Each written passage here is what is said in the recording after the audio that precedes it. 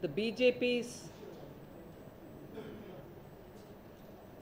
condemnation of the statement made by the Home Minister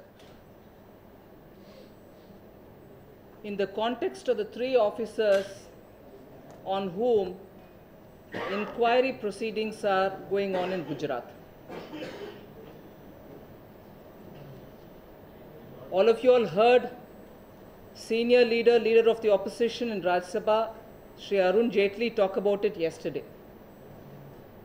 The BJP is elaborating its position today. Very clearly,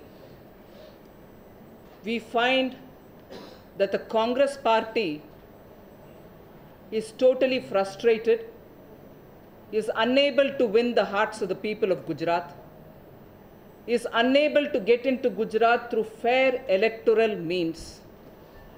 And as a result, in the last 5 years, progressively, their frustration is seen in the way in which they have misused the CBI. They have continuously tried giving too many information through their friends in the NGO circle, which are baseless. They have been alleging things which are now subjected to a lot of inquiries, but fact remains that there is a disinformation campaign with an intention to defame the Gujarat government. With the CBI, they tried doing a lot of things. They're continuing to do it. Now their approach is getting added on with the way in which they're trying to bring in disaffection and a certain level of rancor among all India service officers in Gujarat. The Home Minister's statement, however subtle, however camouflaged, however couched in decent diplomatic language, indicates a certain invitation to those officers who might want to seek the central government's help in order to continue with the way in which they are not subjecting themselves to any disciplinary inquiry. So the Home Minister, who is expected to strengthen effective policing, disciplined policing, and good policing in this country, is himself, in a way, supporting delinquent officers.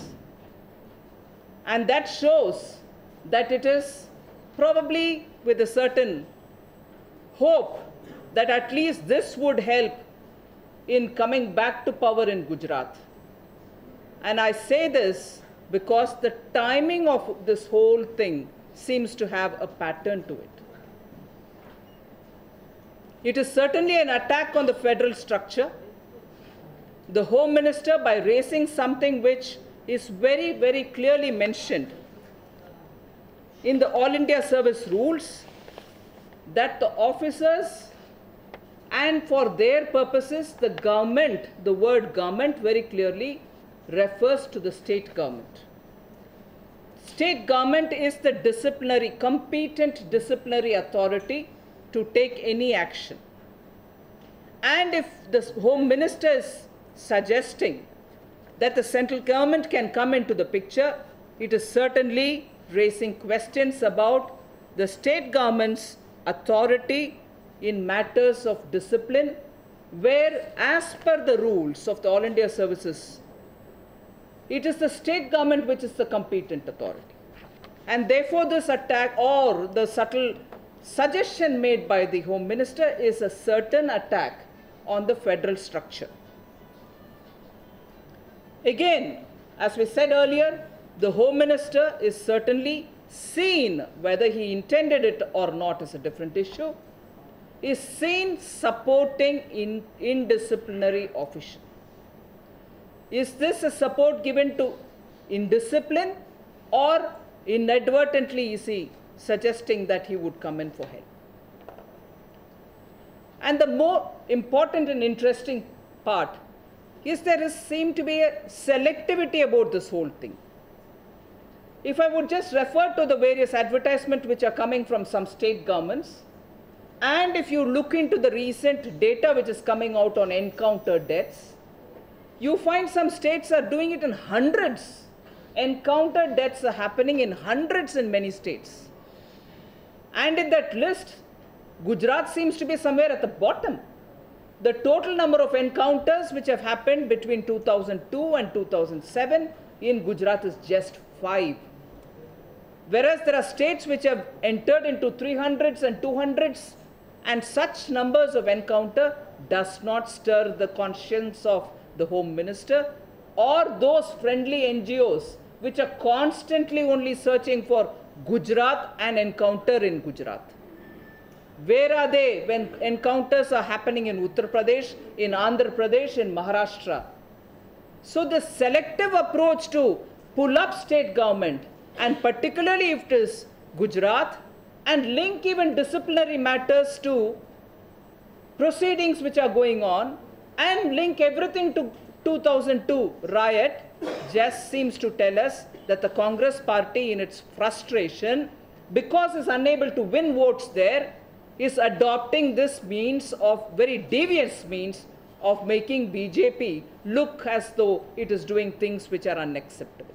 It is very reflective of the Congress party's frustration, and it is a sad state and a sad day in our democracy that I hope inadvertently the Home Minister has encouraged those forces within his party to find a backdoor entry into Gujarat.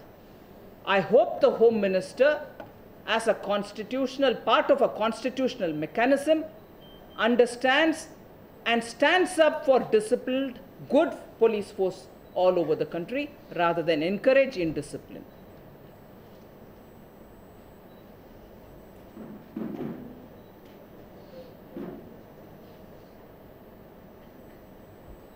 When I was telling you that there is a pattern to the way in which the Home Minister has come in and the Congress party has approached this matter, I will just flag off 2 or 3 instances on the basis of which we are saying this. You know that there were 1 or 2 officials transferred, deputation offered, without even consulting, leave alone taking the approval of Gujarat government. It was done with a purpose. And it was done with a purpose so that their meddling in Gujarat can be more effective. Similarly, in the Ishrat Jahan case, where even the Union Home Ministry filed an affidavit saying, yes, it was a Lashkar operative. The Lashkar-e-Toiba in its website itself claimed her as a Lashkar operative. Subsequently, the Union Ministry, Home Ministry, changes its viewpoint. There is a pattern to the way in which they're dealing with things happening in Gujarat.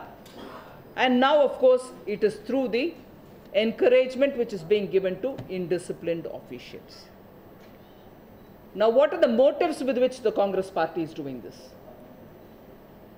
After the loss, a disastrous loss in a by-election in Katlal, which was considered a fortress of the Congress party, they are unable to digest the fact that they are making no difference in Gujarat.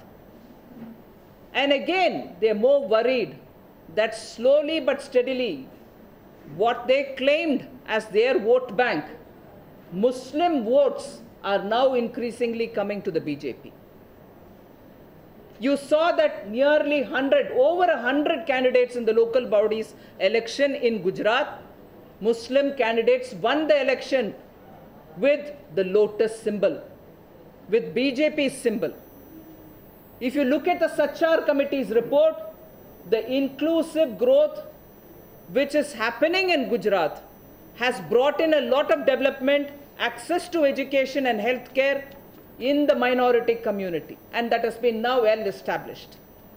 The Congress party ruled states, on the contrary, are failing in governance. And therefore today the Congress has no answer, not only for the corruption which is happening by weekly basis in Delhi, but also in the states where they are in governance.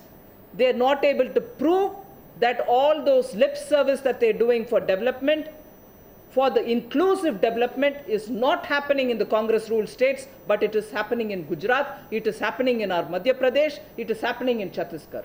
So there is a timing importance in this, and that is the forthcoming election in Uttar Pradesh, forthcoming election in Gujarat. They want to show that things are going wrong in Gujarat when indeed they are in themselves attributing a lot of motives. They are meddling in the affairs of Gujarat, and above all, now they are trying methods which are very, very devious and insidious in order to hopefully win an election, but which the people will reject them duly. There are court cases happening, and all of you all know about it. Convictions are happening slowly but steadily in the cases related to 2002. And interestingly, much to their disheartening,